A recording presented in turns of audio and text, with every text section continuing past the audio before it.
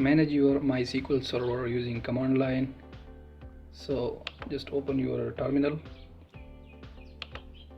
and if you have installed MySQL, then just type MySQL version. It will show you the version that you have installed in your system. Now, how to log into MySQL server?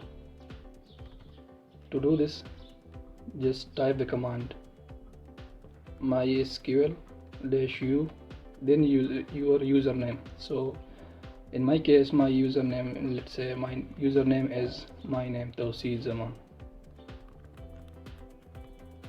and -p for password.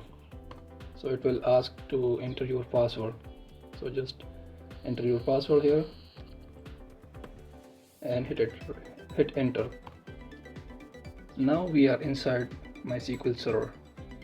So as you can see here, they are showing some help for us. So if we type this command, it will show help.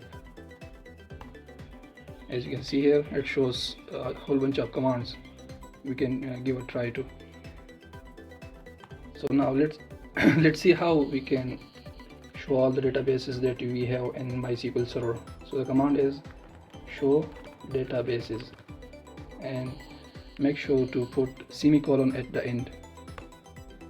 Now as you can see, these are the databases available in MySQL server.